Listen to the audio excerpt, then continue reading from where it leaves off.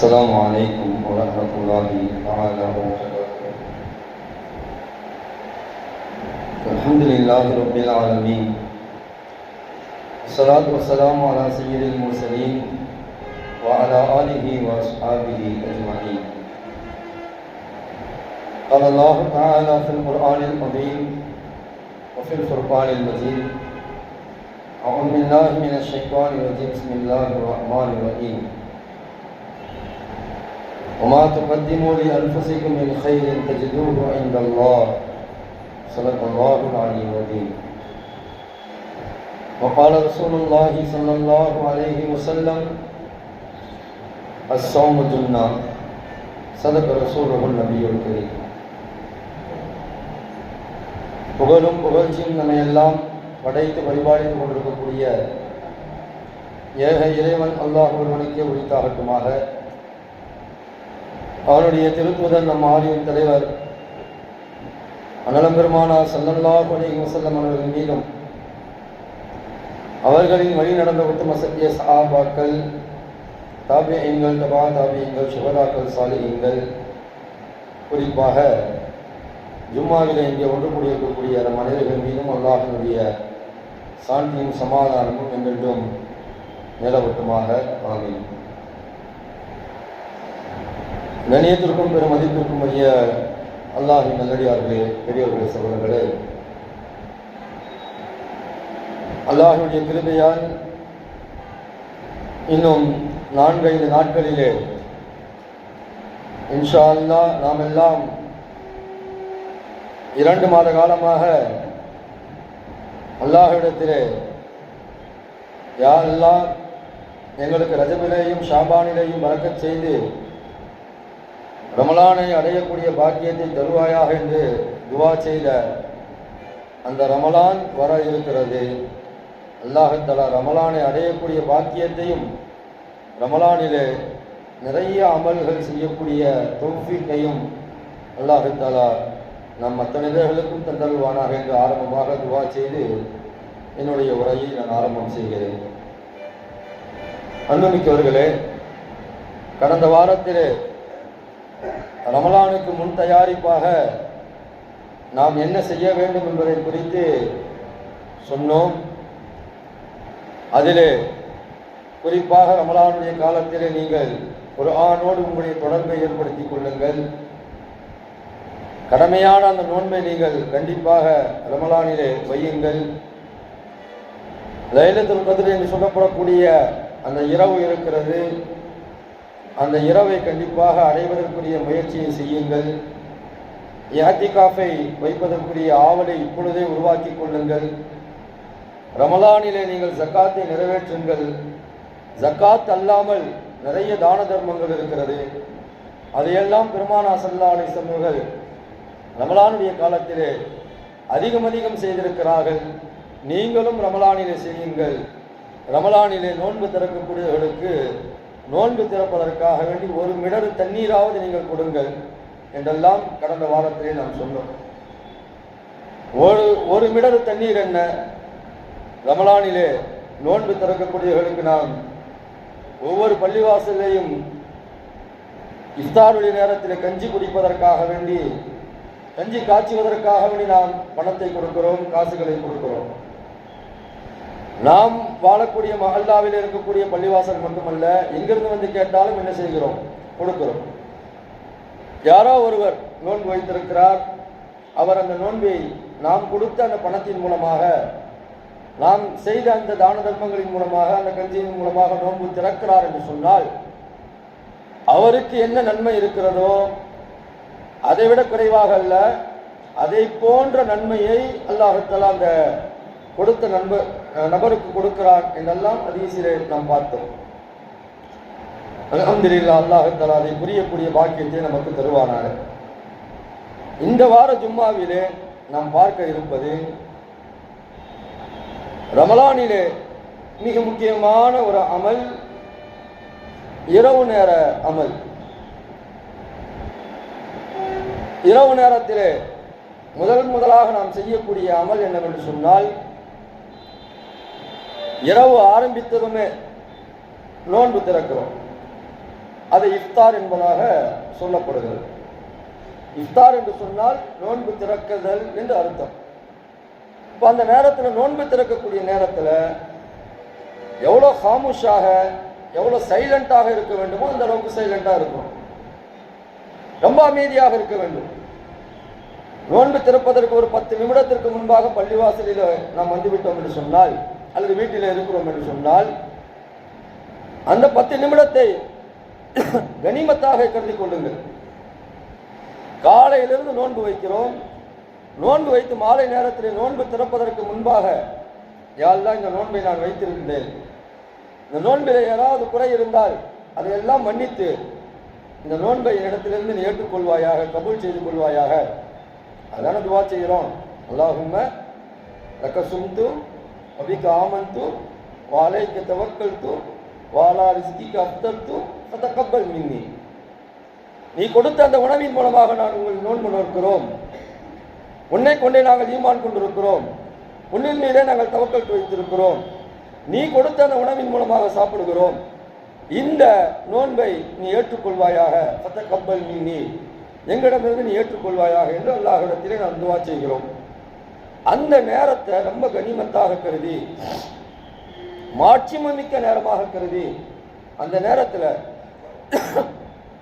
வேறு பேச்சுக்களுக்கு இடம் கொடுக்காமல், துன்யாவுடைய பேச்சுக்கு இடம் கொடுக்காமல் அல்லாஹ்வுடன் பேசுங்கள், அல்லாஹ்வுடன் உரையாடுங்கள், அல்லாஹ்விடத்தில் துவா கேளுங்கள். யா அல்லாஹ், என்னுடைய நோன்பை ஏற்றுக்கொள்வாயாக, நான் சாப்பிடக்கூடிய இந்த உணவை ஹலாலாக ஆக்கி தந்துள்வாயாக. ரொம்ப ஹலாலாக கவனிங்க. நான் பல தடவை சொல்வது உண்டு. பள்ளிவாசலில் அதிரத்தில் இருக்கிறோம், நிர்வாகம் இங்கே இருக்கிறோம், இங்கே சாப்பிட்றோம். இங்கே போடக்கூடிய ஒவ்வொரு கஞ்சியாக இருக்கட்டும் சரி, ஒவ்வொரு உணவாக இருக்கட்டும் சரி, உள்ளே வரக்கூடியது அத்தனையும் பார்த்து பார்த்து தான் வாங்குகிறோம். யாரிடத்துலேருந்து வாங்க வேண்டும்? திடீர்னு வந்து என்ன செய்வாங்கன்னு சொன்னால், அசர் நேரத்தில் நமக்கே தெரியாமல் ஏதாவது ஒன்று வச்சுட்டு போயிடுவாங்க. தெரியாமல் வச்சுட்டு போகிறத எடுத்து தூக்கி நம்ம மேலே வைக்கிறது கிடையாது, அப்படியே எடுத்து வெளியே கொடுத்துறது. காரணம் என்னன்னு சொன்னால், நோன்பாளிகள் ஹராமான எந்த ஒன்றையும் என்ன செய்து விடக்கூடாது, சாப்பிட்டு விடக்கூடாது. இது பள்ளிவாசலில் கடைபிடிக்கிறோம். வீட்டில் நம்ம என்ன செய்யலாம், முடிஞ்ச அளவுக்கு கடைபிடிக்கலாம். வெளியில் போகிறோம், இந்த இடங்கள்லாம் நம்ம ரொம்ப பேணிக்கையாக இருக்கணும்.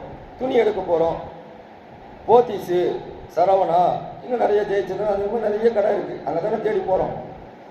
நம்முடைய கடைகள், நம்முடைய இஸ்லாமியுடைய கடைகள் இருக்குது. அல்ஹம்துலில்லாஹ், அவர்கள் ஹலாலான முறையில் தான் அந்த நோன்பு திறக்கக்கூடிய அந்த நிகழ்ச்சியை ஏற்பாடு செய்வார்கள். இது மாதிரியான ட்ரெஸ் எடுக்கக்கூடிய நேரங்களில் நம்முடைய மக்கள் அந்த ஹலால் ஹராமெல்லாம் பார்க்கறது கிடையாது. வாய்ப்பு ருசியாக இருக்குதா, இந்த கடையை விட அந்த கடையில் நல்லா போடுறாங்க, அங்கே போய் சாப்பிடுவோம். ஏன்னா ட்ரெஸ்ஸு வந்து ஒரு நாளில் முடிகிறது கிடையாதுல்ல. ஒரு வாரம் பர்ச்சேஸு, ஒரு மாதம் கூட ஆகும். இன்னைக்கு எடுத்ததை வந்து 27 கூட போய் மாற்றுவாங்க. அந்த நேரங்களில் நம்ம ஹலால் ஹராமுடைய விஷயத்தில் ரொம்ப கவனம் செலுத்தி, ஒரு 10 ரூபா, ஒரு 50 ரூபா, ஏன் 100 ரூபா செலவு செய்ய முடியாதா? துணி எவ்வளோ எடுக்கிறோம்? 10,000 20,000க்கு எடுக்கிறோம் இல்லையா? சில பேர்லாம் லட்சக்கணக்கில் எடுப்பாங்க. குறைந்தபட்சம் ஒரு 10,000க்கு எடுக்கிறோம். அதில் ஒரு 100 ரூபா 200 ரூபா 500 ரூபா செலவு பண்ண முடியாதா? நம்ம வாங்கி நம்முடைய காசில் சாப்பிடணும். நம்முடைய நோன்பு என்பது அது ஹலாலாக இருக்க வேண்டும். இதில் ரொம்ப கவனமாக இருங்க. அந்த மக்ரிபுடைய நேரம், இந்த இஃப்தாருடைய நேரம் ரொம்ப கவனிக்கத்தக்க ஒரு நேரம். அந்த நேரத்தை நாம் பால்படுத்தி கொடுக்கக்கூடாது. அந்த நேரத்தில் அல்லாஹ்விடத்தில் துவா செய்து ஹலாலான முறையில் அந்த உணவை நம்ம என்ன செய்யணும், சாப்பிடணும்.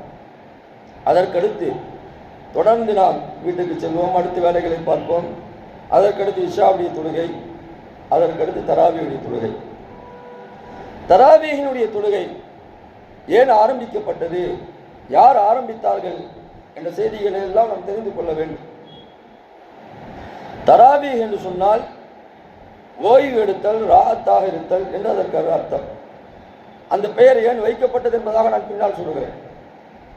தராவீஹ் தொழுகையை அருமை நாயகம் ஸல்லல்லாஹு அலைஹி வஸல்லம் அவர்கள் என்ன செய்கிறார்கள் என்று சொன்னால், தன்னுடைய அந்திம காலத்தில், அதாவது கடைசி காலகட்டத்தில், கடைசி ரமலான் அந்த நேரத்தில் தான் ரசூலுல்லாஹ்வுக்கு 2 தடவை என்ன செய்தது, குர்ஆன் அதில் ஜிப்ரீல் அலைஹிஸ்ஸலாம் அவர்கள் மூலமாக ஓதி காண்பிக்கப்பட்டது. அப்பொழுதே பெருமானார் ஸல்லல்லாஹு அலைஹி வஸல்லம் விளங்கி கொண்டார்கள், ஒவ்வொரு வருடமும் நமக்கு ஒரு தடவை தான் குர்ஆன் ஓதி காண்பிக்கப்படும் அந்த 10 வருடத்தில். ஆனால் இந்த தடவை கிட்டத்தட்ட 2 தடவை ஓதி காண்பிக்கப்பட்டிருக்கு என்று சொன்னால் நம்முடைய முடிவு நேரம் வந்துவிட்டது என்பதாக பெருமானார் ஸல்லல்லாஹு அலைஹி முடிவு செய்து விட்டார்கள். அந்த கடைசி ரமலானில் தான் பெருமானார் ஸல்லல்லாஹு அலைஹி என்ன செய்கிறாங்க, ஒரு இரவில் இஷாவுடைய தொழுகைக்கு பிறகு பெருமானார் ஸல்லல்லாஹு அலைஹி இந்த தராவி தொழுகையை ஆரம்பிக்கிறார்கள், தொழுகிறார்கள், தொட வைக்கிறார்கள். முதல் நாள் பெருமானார் ஸல்லல்லாஹு அலைஹி தொட வைக்கும் போது பின்னால் கொஞ்ச நபர்கள் தான் இருந்தார்கள். நான் ஃபர்ஸ்ட் ஆரம்பிக்கிறாங்கல்ல, கொஞ்ச நபர்கள் தான் இருந்தார்கள். செய்தி பரவுகிறது. அடுத்த நாள் பார்த்தோம்னு சொன்னால் கொஞ்சம் கூட்டம் கூடுகிறது. 3வது நாள் பார்த்தீங்கன்னு சொன்னால் பள்ளிவாசல் போதவில்லை, பள்ளிவாசல் பத்தவில்லை. ஊரங்கம் செய்தி பரவிவிட்டது. ரசூலுல்லாஹ் ரமலானுடைய காலத்தில் இஷாவுக்கு பிறகு தராவி தொழுகை தொழ வைக்கிறார்கள், குர்ஆனை ஓதி தொழ வைக்கிறார்கள். முழு குர்ஆனை ஓதுவதற்காக வேண்டி பெருமானார் ஸல்லல்லாஹு அலைஹி நின்று இருக்கிறார்கள். செய்தி பரவியுடன் 3வது நாள் என்ன செய்யணும்னு சொன்னால் பள்ளிவாசல்லாம் நிரம்பி வெளிப்பள்ளிவாசல்லாம் வந்துருச்சு. அடுத்த நாள் ரசூலுல்லாஹ் பள்ளிவாசலுக்கு போகலை. அடுத்த நாள் இஷாவுடைய தொழுகைக்கு ரசூலுல்லாஹி ஸல்லல்லாஹு அலைஹி போயிட்டு வந்துட்டாங்க. தராவி தொழுகைக்கு ரசூலுல்லாஹ் நிற்கலை, வீட்டுக்கு வந்துட்டாங்க. பக்கம் தானே, பள்ளிவாசலும் ரசூலுல்லாஹுடைய வீடும் பக்கம் தானே, வந்துட்டாங்க. சஹாபாக்கள்லாம் வந்தாங்க, தனியாக தொழுதாங்க, போயிட்டாங்க. அடுத்த நாள் காலையில் ஃபஜ்ரில் பெருமானார் ஸல்லல்லாஹு அலைஹி வஸல்லம் தொழுது விட்டு திரும்பி உட்கார்ந்து தோழர்களை பார்த்து பேசுகிறார்கள், சஹாபாக்களை பார்த்து பேசுகிறார்கள். நேற்றைய இரவு நான் இரவு தொழுகை தராவி தொழுகை தொழ வைக்கவில்லை. காரணம் என்னவென்று சொன்னால் ரசூலுல்லாஹ் சொல்றாங்க, இன்னி ஹஷீது, நான் பயந்தேன். எதற்காக வேண்டி பயந்தேன் என்று சொன்னால், இப்படி சாரை சாரியாக கூட்டம் கூட்டமாக ரமலானிலே தராவிக்கு பிறகு வந்து நீங்கள் நிற்கிறீர்கள், நான் தொட வைத்து நீங்கள் நிற்பதால், நமக்கு அந்த சட்டம் கிடையாது, ரசூலுல்லாஹ் தொட வைத்து பின்னால் மக்கள் நிற்பதால் தொடர்ந்து இந்த தொழுகையை நாம் கடைபிடித்தோம் என்று சொன்னால் ஒருவேளை உங்களின் மீது இது ஃபர்லாக்கப்பட்டு விடுமோ, கடமையாக்கப்பட்டு விடுமோ என்று அஞ்சிதான் நான் வரவில்லை என்று பெருமானார் ஸல்லல்லாஹு அலைஹி வஸல்லம் அடுத்த நாளிலிருந்து தொட வைக்கவில்லை. அவர் ரசூலுல்லாஹ்வுடைய காலத்தில் தராவி தொழுகை பெருமானாரை 3 நாட்கள் நின்று தொட வைத்திருக்கிறார் என்பதற்கு ஆதாரபூர்வமான ஹதீஸ்கள் இருக்கிறது. இதை நாம் நினைவிலே வைத்துக் கொள்ள வேண்டும். ரசூலுல்லாஹ் எதற்காக வேண்டி விட்டார்கள் என்று சொன்னால், ஐவேளை தொழுகையை கொண்டு இதுவும் ஃபர்லாக்கப்பட்டு விடுமோ. ஃபர்லாயிருச்சுன்னு சொன்னால் கண்டிப்பாக தொழுதே ஆகணும். இப்போ நம்ம தொழுவது இல்லை பார்த்தீங்களா, ஒரு நாள் வரும், ஃபர்ஸ்ட் நாள் வரும், அல்லது 10வது நாள் அல்லது 27வது நாள் வரும் பாருங்க. அப்படியே பாயிண்ட் டு பாயிண்ட் தானே. நம்ம முதல் நாள் பார்த்தீங்கன்னா ஹஜ்ரத் அப்படியே வந்து வெளியே வாசப்படியில் நிற்பார், கொஞ்சம் எனக்கு இடம் விட்டீங்கன்னா நான் போய் தொலை வச்சிருவேன் அப்படின்னு அனுமதி கேட்டு வருவார். ஏன்னா முதல் நாள் பார்த்தீங்கன்னா ஹஜ்ரத் வர்றதுக்கு முன்னாடியே கூட்டம் பள்ளிவாசலில், நன்மையை கொள்ளடிப்பதற்காக வேண்டி தராவி தொழுகை நிற்பதற்காக வேண்டி. 2வது நாள் 3வது நாள் அப்படி இருக்கும். அப்படியே போச்சுன்னு சொன்னால் தேய்பிறை மாதிரி என்ன செஞ்சிருன்னு சொன்னால் ஆட்களும் அப்படியே தேஞ்சிருவாங்க. 10க்கெல்லாம் காற்று வாங்கும். 10க்கெல்லாம் பார்த்தீங்கன்னா ஒரு சப்பை நிரப்புறதுக்கே ரொம்ப கஷ்டப்படுவோம். அதற்கடுத்து பார்த்தீங்கன்னா சுப்ஹானல்லாஹ் அல்ஹம்துலில்லாஹ் 27 வந்துருச்சுன்னா ஒவ்வொரு ஊரில் ஒவ்வொரு விதமாக இருக்குது. சில மார்க்கத்திற்கு முரணான விஷயங்களையும் செய்கிறார்கள். லைலத்துல் கத்ர் உடைய இரவில் பெரிய தோரணம் கட்டி லைட் அது இதுன்னு போட்டு எல்லாம் செய்கிறாங்க, ஆனால் தொழுவது கிடையாது. லைலத்துல் கத்ருடைய இரவுன்னு சொல்லி அந்த இரவில் எல்லாம் ஜொலிக்கிறது, ஆனால் அவருடைய தொழுகை ஜொலிக்கவில்லை, அவருடைய இரவு ஜொலிக்கவில்லை. தொழுகையில் நிற்கணும், அல்லாஹ்ட்ட துவா கேட்கணும், அதுதான் அந்த நேரத்தில் நம்ம செய்யக்கூடிய கடமை. 1000 மாதங்களை விட சிறந்த இரவு. அப்படி என்றால் அந்த ஓர் இரவிலே நாம் அமல் செய்தோம் என்று சொன்னால் 1000 மாதங்கள் செய்த நன்மையை அல்லாஹ் தஆலா தருவதாக குர்ஆன் பேசுகிறது. அதை நம்ம முக்கியத்துவம் கொடுக்கிறது கிடையாது, அதை செய்யறது கிடையாது. அது அல்லாமல் எல்லாத்தையும் செய்யணும். சரி, அல்ஹம்துலில்லாஹ் 1லிருந்து 27க்கு அப்படியே பாஸ் ஆகிறோம், இடையிலெல்லாம் விட்டுறோம். ஆனால் அன்பு மிக்கவர்களே, தராவி தொழுகை ஏன் ஆரம்பிக்கப்பட்டது என்று சொன்னால், குர்ஆனை எப்படி நாம் ஓதுகிறோமோ அதே போன்று குர்ஆனை கேட்க வேண்டும். ரசூலுல்லாஹ் கேட்டார்கள். ஜிப்ரீல் அலைஹிஸ்ஸலாம் அவர்கள் 2 தடவை அந்த ரமலானிலே பெருமானார் ஸல்லல்லாஹு அலைஹி வஸல்லம் ஓதி காண்பித்தார்கள். பெருமானார் ஸல்லல்லாஹு காதால் கேட்டார்கள். அது மாதிரி இங்கே இமாம் ஹாஃபில் தொலை வைக்கிறார் என்று சொன்னால் அதை நம்முடைய காதில் கேட்கணும். குர்ஆன் அல்லாஹ் சொல்றான்ல, வைதா குர்ஆன் குர்ஆன், குர்ஆன் உங்களுக்கு முன்பாக ஓதப்பட்டால் ஃபஸ்தமிஉ, நீங்கள் செவிதாத்தி கேளுங்கள், வ அன்சிது, வாய்ப்பொத்தி இருங்கள், லஅல்லக்கும் துர்ஹமூன், நீங்கள் ரஹ்மத் செய்யப்படுவீர்கள் என்று குர்ஆன் பேசுகிறது. தராவி தொழுகையில தொழு வைக்கும் போது நம்ம அமைதியா என்ன ஓதுறாங்களோ அதை கேட்டாலே நன்மை. ஓதுனா என்ன நன்மையோ அதை கேட்டாலும் அதே நன்மை இருக்குது. அதனால தராவி தொழுகையில கண்டிப்பா நம்ம கலந்துக்கணும். ஏதோ ஒரு நாள் மட்டுமல்ல, எல்லா நாட்களும் கலந்து கொள்ள வேண்டும். குர்ஆனை கேட்பதற்காக வேண்டி கலந்து கொள்ள வேண்டும். ரசூலுல்லாஹ் கேட்டார்கள். அல்லாஹ் ஜிப்ரீல் அலைஹிஸ்ஸலாமை அனுப்பி வைத்தான். ஜிப்ரீல் அலைஹிஸ்ஸலாம் மூலமாக கலாமுல்லா அல்லாஹ்வுடைய வார்த்தையை குர்ஆனை ரசூலுல்லாஹி ஸல்லல்லாஹு அலைஹி வஸல்லம் காதிலே வாங்கினார்கள். அது மாதிரி ஹாஃபிஸ் அவர்கள் தொழு வைக்கும் போது நாமும் நம்முடைய காதலை வாங்கிறதுக்காக வேண்டி அந்த நன்மையை கொள்ளையடித்துக் கொள்வதற்காக வேண்டி அந்த தராவி தொழுகையில கலந்துக்கணும். அதான் ரசூலுல்லாஹ் தான் 3 நாள்ல முடிச்சுட்டாங்களே. அதுக்கு பிறகு எப்படி வந்துச்சு? ரசூலுல்லாஹ் வஃபாத் ஆயிட்டாங்க. ரசூலுல்லாஹ்வுடைய மரணத்திற்கு பிறகு ஹஜ்ரத் உமரே ஃபாரூக் ரலியல்லாஹு பள்ளிவாசலுக்கு இஷாவுக்கு பிறகு வருகிறார்கள். தனித்தனியா தொழுதுட்டு இருக்காங்க. இப்படி ஒரு ஜமாத் நடக்குது, அப்படி ஒரு ஜமாத் நடக்குது, அந்த சைடு ஒரு ஜமாத் நடக்குது. பள்ளிவாசலே பல குழுக்களாக தொழுகிறார்கள். சில பேர்கள் தனியாக தொழுகிறார்கள். என்ன தொழுகையை தொழுகிறார்கள்? தராவி தொழுகையை ரமலான்ல தொழுகிறார்கள். அப்படி ஒரு ஜமாத்து, இப்படி ஒரு ஜமாத்து, பின்னாடி ஒரு ஜமாத்து, முன்னாடி ஒரு ஜமாத்து, பள்ளிவாசலுக்கு வெளியே ஒரு ஜமாத்து, தனியா சில பேர் தொழுகிறாங்க. இதை பார்த்த உமர் ரலியல்லாஹு என்ன செய்யறாங்க? கவலைப்படுறாங்க. மக்கள் இப்படியெல்லாம் பிரிந்து பிரிந்து தொழுகிறார்களே, இதை ஒருமைப்படுத்த வேண்டுமே என்பதற்காக வேண்டி ரசூலுல்லாஹ் உமர் ரலியல்லாஹு கவலைப்பட்டு என்ன செய்யறாங்கன்னு சொன்னா, உங்களை யார் சிறந்த ஹாஃபிஸ் என்பதாக தேடி உபய் இப்னு கஅப் ரலியல்லாஹு தேடுகிறார்கள். சிறந்த ஹாஃபிஸ். தூக்கத்திலிருந்து நீங்க எழுந்திருச்சு கேட்டா கூட குர்ஆனை தலைகீழா ஓதுவாங்க. அப்படிப்பட்ட ஒரு ஹாஃபிஸ் அவர்கள். குர்ஆனை தலைகீழாக ஓத சொன்னாலும் ஓதுவார்கள், பின்னாடி இருந்து ஓத சொன்னாலும் ஓதுவாங்க. அவ்வளோ திறமையான ஒரு ஹாஃபிஸ். நமக்கு முன்னாடியே ஓத முடியாது, பார்த்தே ஓதுறது நம்ம ரொம்ப கஷ்டப்படுறோம். அதுக்கு பிறகு அதை மனப்பாடம் பண்ணி ஸ்ட்ரெயிட்டாக ஓதுறதே ரொம்ப சிரமம். பின்னாடி இந்த ஓதுறது ரொம்ப கஷ்டம். சில ஹாஃபிஸ்கள் எல்லாம் இன்னும் இருக்கிறார்கள். அன்புமிக்கவர்களே, குர்ஆனை மரணம் செய்த பல ஹாஃபிஸ்கள் இருக்கிறார்கள். நீங்க இடையில எங்கிருந்து கேட்டாலும் ஓதுவார்கள், தலகீழா கேட்டாலும் ஓதுவாங்க. அப்படிப்பட்ட திறமையான ஹாஃபிஸ்கள் எல்லாம் இன்னும் இருக்கிறார்கள். கவலைப்பட்டு என்ன செய்யறாங்கன்னா, உபய் இப்னு கஅப் அழைத்து உமர் ரலியல்லாஹு சொல்றாங்க, நீங்க இமாமா ஹாஃபிஸா நின்று தொழ வைங்க, பின்னாடி எல்லாம் நின்று தொழவட்டும் அப்படின்னு சொல்லி தான் உமர் ரலியல்லாஹுடைய காலத்துல மீண்டும் புதுப்பிக்கப்பட்டது. ரசூலுல்லாஹ் 3 நாள்ல முடிச்சிட்டாங்க. ரசூலுல்லாஹ் தொடர்ந்து தொழுதிருந்தால் அது ஃபர்ல். ஆனா ரசூலுல்லாஹ் அதோடு முடித்து வைத்து விட்டார்கள்.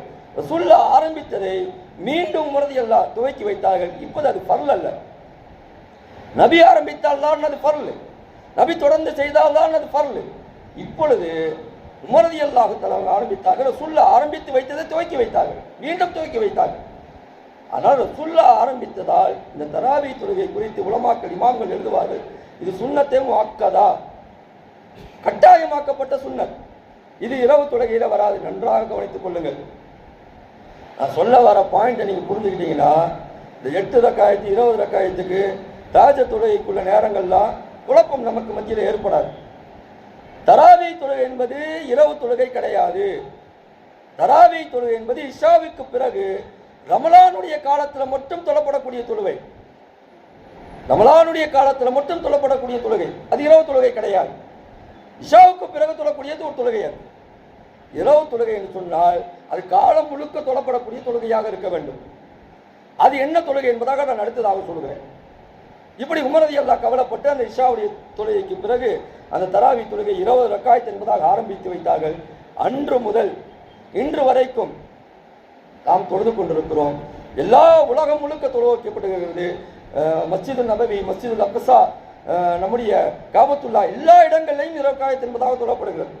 அல்ஹம்துலில்லாஹ் உலகம் முழுக்க தொழ வைக்கப்படுகிறது. இந்த 8, 20 எங்க குழப்பம் ஏற்படுகிறது சொன்னாலும் சில காரணங்களால் ஏற்படுகிறது. 20 ரக்காயத் தான் உமர் ரலியல்லாஹு நடைமுறைப்படுத்தினார்கள். ரசூலுல்லாஹ் விட்டுட்டாங்க, உமர் ரலியல்லாஹு எடுத்தாங்க. இதை நம்ம தொடர்ந்து செய்யணுமா என்று நாம் நம்முடைய கேள்வியை முன்வைத்தோம் என்று சொன்னால் பல விஷயங்களை நாம் மறுக்க வேண்டிய சூழ்நிலை ஏற்படும். குர்ஆனையே மறுக்க வேண்டிய சூழ்நிலை ஏற்படும். ஆமாம், இன்றைக்கு நாம் கையில வைத்திருக்கக்கூடிய இந்த குர்ஆனை ஒன்று திரட்டியது உமர் ரலியல்லாஹு தான். யமாமா போர் நடைபெறுகிறது. நிறைய ஆபிர்கள் கொல்லப்பட்டு விட்டார்கள். கவலைப்பட்டு அபூபக்கர் ரலியல்லாஹு அன்ஹு சொல்றாங்க, நிறைய ஆபிர்கள் கொல்லப்பட்டு விட்டார்கள், குர்ஆனை பாதுகாக்க வேண்டுமே. அபூபக்கர் அனுமதி கேட்கிறாங்க. அபூபக்கர் மறுத்து விட்டாங்க. ரசூலுல்லாஹ் செய்யாத நம்ம எப்படி செய்ய முடியும்? மீண்டும் மீண்டும் உமர் ரலியல்லாஹு என்ன செஞ்சாங்க சொன்னா, அபூபக்கர் அணுகி கேட்டார்கள்.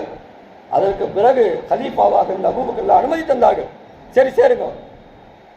குர்ஆனை எப்படியோ நீங்க கொடுத்ததை அவங்க கொடுத்ததெல்லாம் வச்சு சேர்க்கலைங்க, ரொம்ப சிரமம். ஆட்களை பார்த்து யார் தருகிறார்கள், யார் அந்த குர்ஆனை தருகிறார்கள், எந்த சஹாபியிலிருந்து வாங்குகிறோம், அது எப்படிப்பட்ட நிலையில வந்தது, அத்தனையும் ஒன்று சேர்த்து தான் இன்றைக்கு 6666 ஆயத்துகள் இன்றைக்கு ஒரு குர்ஆனாக, ஒரு கிதாபாக, ஒரு புக்காக நம்முடைய கையிலே கொடுக்கப்பட்டது என்று சொன்னால் இது உமர் ரலியல்லாஹு ஏற்படுத்திய ஏற்பாடு. இதை மறுக்க முடியுமா? தராவி தொழுகை மறுத்தால் இதையும் மறுக்க வேண்டும். இரண்டாவது கவனியுங்கள், ஹிஜாபுடைய சட்டம்.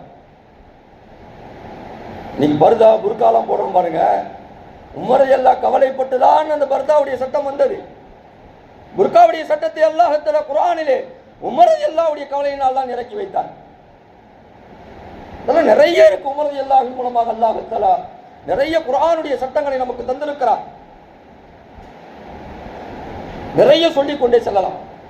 அதனால உமர் ரலியல்லாஹு இந்த உம்மத்திற்கு கிடைத்த மிகப்பெரிய ஒரு பொக்கிஷம் அவர்கள். அதனால் அதை நாம் பாராட்ட வேண்டும், அதை நாம் புகழ வேண்டும். தராவி தொழுகை மறுக்கக்கூடாது, ஏற்க வேண்டும், தொழ வேண்டும், நன்மை செய்கிறோம். இது இதே உமர் ரலியல்லாஹு என்ன சொல்றாங்க, நிஅமல் பித்ஆ என்பதாக சொல்கிறாங்க. இன்னைக்கு பித்ஆத்துக்கு ரொம்ப பேருக்கு அர்த்தம் தெரியாது. பித்ஆத்துல நிறைய வகை இருக்கிறது.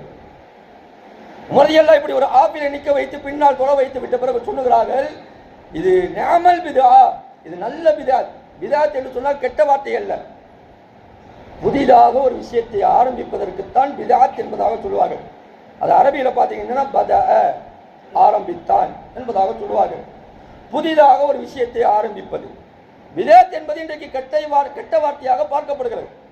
புதிதாக ஒரு விஷயம் ஆரம்பிக்கப்படுவது. ரசூலுல்லாஹ் விட்டதை உமர் ரலியல்லாஹு புதிதாக ஆரம்பித்தார்கள்.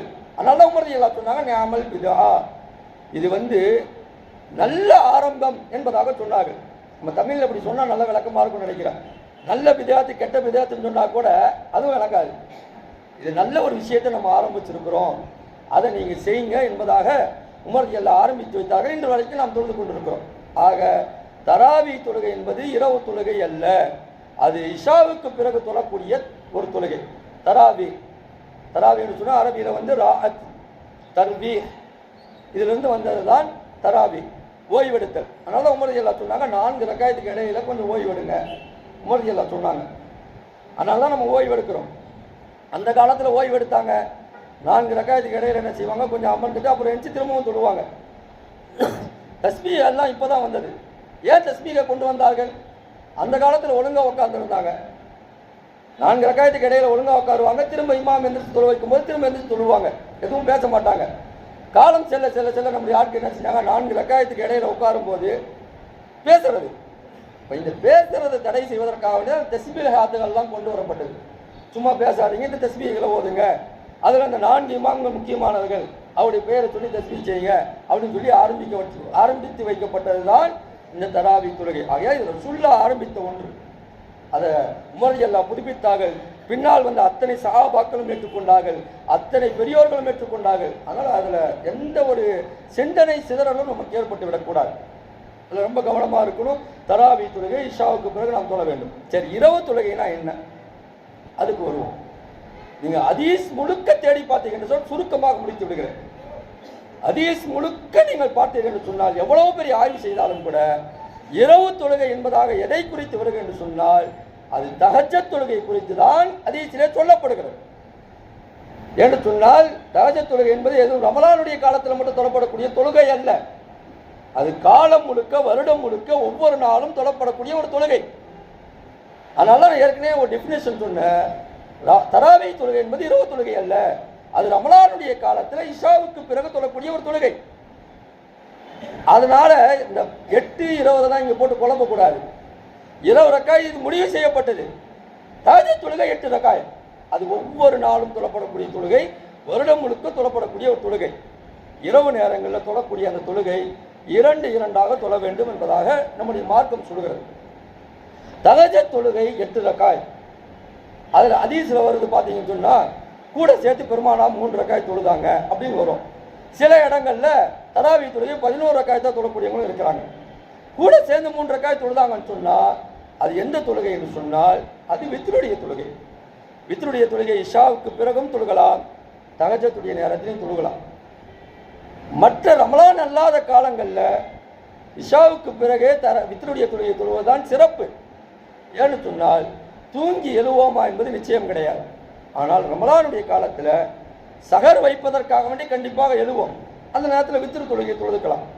ஆனாலும் கூட அதுவும் பலருக்கு தடை செய்யப்படுவதால், தடையாக இருப்பதால் தான் ரமலானுடைய காலத்தில் இமாம்கள் என்ன செய்தாங்கன்னு சொன்னால் தராவி முடிந்த பிறகு வித்ருடைய தொழுகையும் சேர்த்து தொழ வைத்து விடுவார்கள். அது கூட என்ன செஞ்சிடக்கூடாது, மக்களுக்கு அது மிஸ் ஆகிடக்கூடாது, அந்த தொழுகை அவங்க விட்டுறக்கூடாது. தாஜத் சகர் நேரத்தில் எந்திரிப்பாங்க, அவசர அவசரமாக எந்திரிச்சு என்ன செய்வாங்க, சாப்பிட்ற நேரத்தை தான் பார்ப்பாங்க, இரவலையே முடிச்சிட்டோம் என்பதாக அதை ஒரு ஏற்பாடு செய்கிறார்கள். அப்போ இரவு நேர தொழுகை என்பது தஹஜ்ஜத் தொழுகை. தஹஜ்ஜத் தொழுகை குறித்து அல்லாஹ் குர்ஆன்ல என்ன சொல்கிறான்னு சொன்னால் அது ஒரு நஃபிலான தொழுகை. பலருக்கும் அது அது சுன்னத்தா என்பதாக நியத்து வைத்து, சுன்னத்தான தொழுகை என்பதாக நியத்து வைத்து தொழுவார்கள். ஆனால் அல்லாஹ் குர்ஆன்ல சொல்கிறான் வமினல் லைலி ஃபதஹஜ்ஜத் பிஹி நாஃபிலத்தன் லக், அது நஃபிலான தொழுகை. 2 ரக்காத் தான் தொழுகணும். தொழுவதற்கு சரியான நேரம் எது என்பதாக நாம் பார்த்தோம் என்று சொன்னால் பெருமானார் ஸல்லல்லாஹு அலைஹி வஸல்லம் பாதி இரவுல எழுந்து தொழுவார்கள், அல்லது இரவில் 1/3 பகுதி தொழுவார்கள் என்பதாக ஹதீஸ்ல வருது. இப்போ நம்ம தொழுவது என்னன்னு சொன்னால் பாதி இரவு என்று சொன்னால் நம்ம 10 மணிக்கு மேலே தூங்குறோம் பார்த்தீங்களா, அதுலேருந்து பாதி கிடையாது. ரொம்ப கவனமாக இருக்கணும். சில பேர்லாம் 12 மணிக்கு தூங்குவோம். 12 மணிலேருந்து பாதி வச்சிங்கன்னா பாதியா அரை கூட வராது அதில்.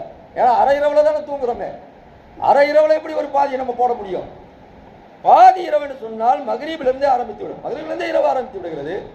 6 to 6 காலையில் போடுங்க, மகரீபிலிருந்து காலைல ஃபஜ்ர் வரைக்கும் 6 போடுங்க, இடை நேரம் 12 மணிலேருந்து தொழுகலாம். இது பாதி நேரம். ஆனால் இன்னைக்கு அது சாத்தியமானு சொன்னால் கிடையாது. ஏன்னா தஹஜ்ஜத் தொழுகைக்கு ஷர்த்து என்னன்னு சொன்னால் தூங்கி எழுந்து தஹஜ்ஜத் தொழுகை தொழ வேண்டும். இதுதான் தஹஜ்ஜத் தொழுகைக்கு ஷர்த்து. ஹுஜூத் என்று சொன்னாலே தூங்கி எழுந்து தொழக்கூடிய தொழுகை. தஹஜ்ஜத் தொழுகை தூங்கி எழுந்து தொழ வேண்டும். நான் நைட்டு 1 மணிக்கு தான் அதை படுக்கிறேன், தஹஜ்ஜத் நேரம் வந்துடுதுல, தொழுதுட்டு அப்படியே படுத்துறேன் கூடாது. தூங்கி எழுந்து தொழ வேண்டும். இப்படித்தான் ரசூலுல்லாஹ் தொழுது இருக்கிறாங்க. ஏன்னு சொன்னால் ரொம்ப உறக்கத்தில் இருக்கும்போது, ரொம்ப ஆழ்ந்த உறக்கத்தில் இருக்கும்போது அந்த உறக்கத்தை எல்லாம் தூக்கி போட்டு விட்டு அல்லாஹ்வுக்காக எந்திரிச்சு தனியாக ஒரு 2 ரக்காத் தொழுகிறார் பாருங்க. இதை அல்லாஹ் விரும்புகிறான். யாரும் பார்க்காத நேரத்திலே ஒருவர் தனியாக எழுந்து 2 ரக்காத் தொழுது அல்லாஹ்விடத்தில் இது சொட்டு கண்ணீர் விட்டு துவா செய்தால் அந்த துவா அங்கீகாரம் பெறும் என்பதாக அருமை நாயகம் ஸல்லல்லாஹு அலைஹி வஸல்லம் சொன்னாங்க. ஆனால் ரமலானுடைய காலம் என்பது தஹஜ்ஜத் தொழுகைக்கு மிக ஏற்றமான ஒரு காலம், பயிற்சி காலம் என்று கூட நீங்கள் வைத்துக் கொள்ளுங்கள். இதுவரைக்கும் நான் தஹஜ்ஜத் தொழுதே கிடையாது, அது பரவாயில்லை. ரமலான்ல சகருக்கு எந்திருக்கிறீங்க, சகருடைய நேரத்தில் தஹஜ்ஜத் தொழுகை முதலாவதாக தொழுங்க. தஹஜ்ஜத்தை அந்த சகருடைய நேரத்தை பயன்படுத்துங்கள். அல்லாஹ் குர்ஆன்ல சொல்லி காட்டுகிறான், சகருடைய நேரத்தில் நல்ல மனிதர்கள் என்ன செய்வார்கள் சொன்னால் இஸ்திக்ஃபார் செய்வார்கள், அல்லாஹ்விடத்திலே பாவ மன்னிப்பு கேட்பார்கள். சகருடைய நேரத்தில் யா அல்லாஹ் என்னுடைய பாவத்தை மன்னிப்பாயாக, யா அல்லாஹ் என்னுடைய பாவத்தை மன்னிப்பாயாக, நிறைய பாவம் செய்திருக்கிறேன், பெரிய பாவியாக இருக்கிறேன், என்னுடைய பாவத்தை மன்னிப்பாயாக என்பதாக சகருடைய நேரத்தை பயன்படுத்தி இந்த மனிதர்கள் எல்லாம் துவா செய்வார்கள். நல்ல மனிதர்கள், நல்ல முஃமின்கள் துவா செய்வார்கள் என்பதாக பெருமானார் ஸல்லல்லாஹு அலைஹி வஸல்லம் சொன்னாங்க. அல்லாஹ் குர்ஆன்ல சொல்றாங்க. அந்த மாதிரி சகருடைய நேரத்தில் எந்திரிச்சு முதல்ல தஹஜ்ஜத் தொழுகையை தொழுங்க. அடுத்து நீங்க என்ன செய்யுங்கன்னு சொன்னா சாப்பிடுங்க. தஸஅரு ஃபைன்ன ஃபிஸ்ஸூரி பரக்கா. சகருடைய நேரத்தில் எந்திரிச்சு தான் நீங்க சகர் செய்யணும், நைட்டே செஞ்சுட்டு போடக்கூடாது. அந்த நேரத்தில் எந்திரிச்சு சகர் செய்தோம் என்று சொன்னால் அந்த உணவுல பரக்கத்தை அல்லாஹ் வைத்திருக்கிறான் என்பதாக அருமை நாயகம் ஸல்லல்லாஹு அலைஹி வஸல்லம் சொன்னார்கள். இன்னும் நிறைய விஷயங்கள், நிறைய தகவல்கள் இருக்கிறது. அல்லாஹ் தஆலா ரமலானுடைய காலத்தில் இரவு தொழுகையான தஹஜ்ஜத் தொழுகையும் இஷாவுக்கு பிறகு தொழக்கூடிய அந்த தராவி தொழுகையும் நியமமாக தொழக்கூடிய பாக்கியத்தையும், நோன்பு வைக்கக்கூடிய பாக்கியத்தையும், இஃப்தாரிலே நோன்பு திறக்க செய்வதற்காக வேண்டி மக்களுக்கு உதவி செய்யக்கூடிய பாக்கியத்தையும் அல்லாஹ் தஆலா நம் அத்தனை பேர்களுக்கும் நிறைவாக தந்தல்வானாக என்று வார்த்தைகளை கூறி என்னுடைய வார்த்தைகளை நிறைவு செய்கிறேன். வாஹிதவான அல்ஹம்துலில்லாஹி ரப்பில் ஆலமீன். அஸ்ஸலாமு அலைக்கும் வரஹ்மத்துல்லாஹி.